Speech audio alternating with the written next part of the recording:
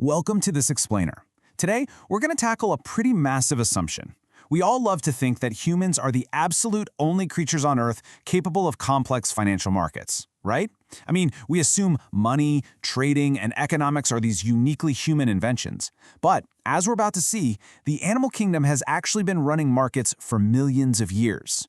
So let's dive straight into this mystery and look at where our economic behaviors truly come from. Because, honestly, if you think you learned how to use money from school or your parents or modern society, well, the science we're about to explore is going to completely change how you look at the spare change in your pocket. Get this. Back in 2005, Yale researchers Keith Chen and Laurie Santos decided to see if a monkey could actually understand the concept of money. So they introduced a group of capuchin monkeys to a token economy. They used these small, completely worthless silver discs. The rule was simple. Hand over a disc, get a grape. And you know what? The monkeys caught on instantly, absolutely shattering all of our assumptions about currency. To really push the limits, the researchers basically built a tiny marketplace. They gave the monkeys little wallets containing 12 tokens and presented them with different foods at different stations. Now, since 12 tokens couldn't buy everything on the menu, the monkeys actually had to budget. And they quickly figured out the basic rules of this tiny economy, making deliberate choices to spend their limited budgets on their absolute favorite treats. And here is where it gets crazy. This setup proved that monkeys understand the laws of supply and demand perfectly. The economists decided to throw in some price shocks. When Jell-O suddenly went on sale, say 2 cubes for 1 token instead of just 1, the monkeys tracked that price drop immediately and bought way more of it. They acted exactly like human shoppers hunting for a Black Friday bargain, literally drawing the exact same supply and demand curves you'd find in a college economics textbook. But of course, things escalated.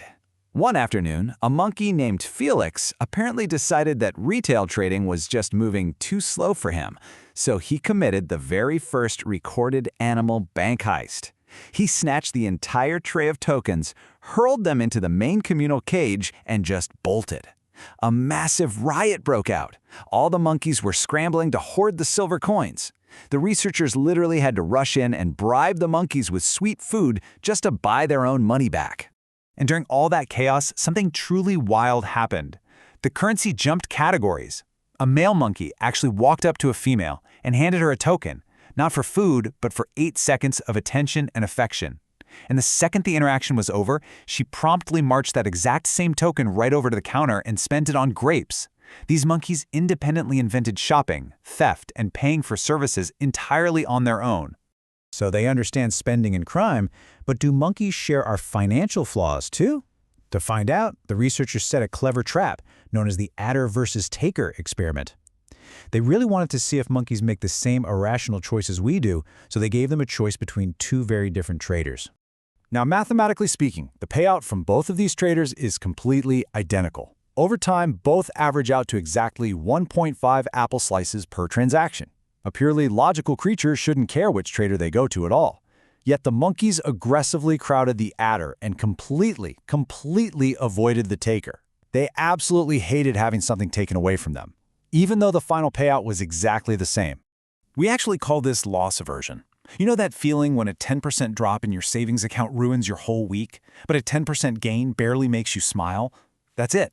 And this irrational fear isn't some human failure that we're taught by modern society or bad financial advice. It's a deeply ingrained biological bug that causes us to panic sell our stocks the second the market dips.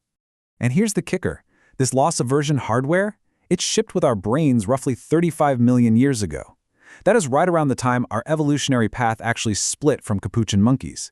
So that deep-seated fear of loss was installed long before the very first paycheck was ever printed. Section 1. The Fairness Instinct, the Cucumber Wall Street Protest.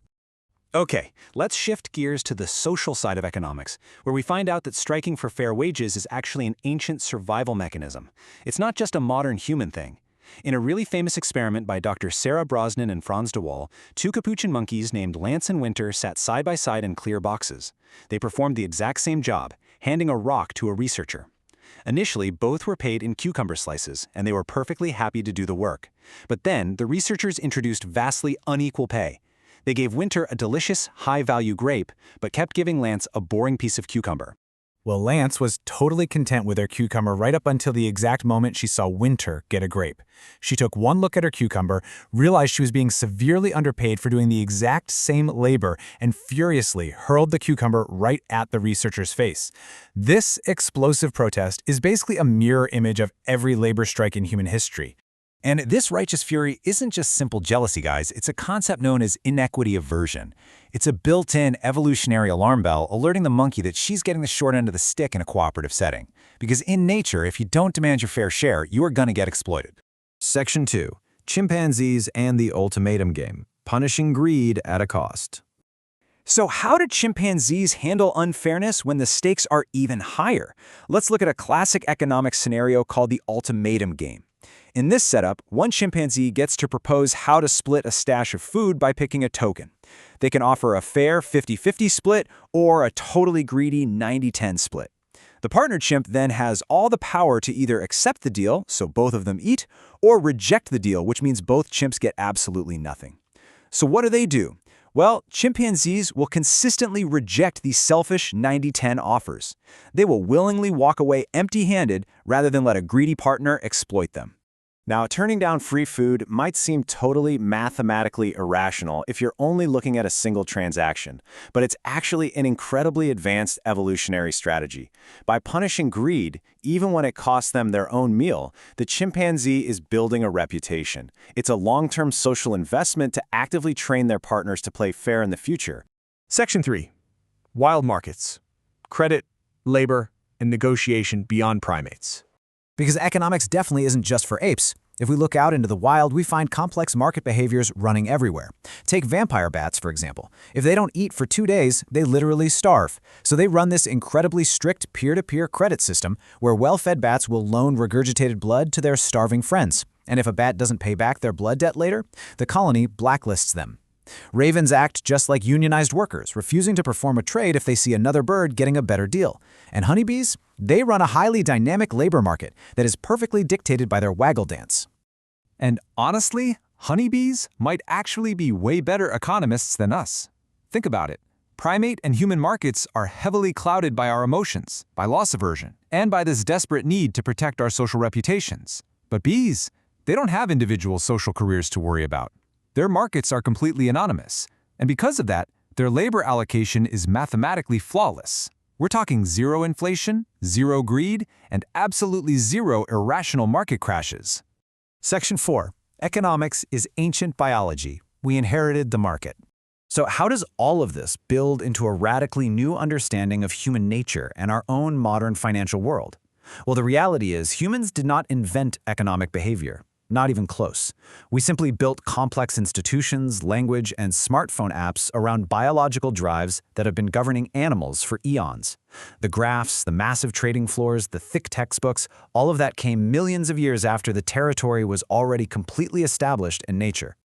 I'm going to leave you with this final thought. You didn't learn money, you inherited it. All that wanting, the fearing, the hoarding, it was all just sitting there, waiting for a little silver token to give it shape. So the next time you check your bank account and feel that sudden surge of panic or joy, ask yourself, are you really experiencing a modern human reaction, or are you just running 35-million-year-old primate software? Thanks for joining me on this explainer, and I'll see you next time.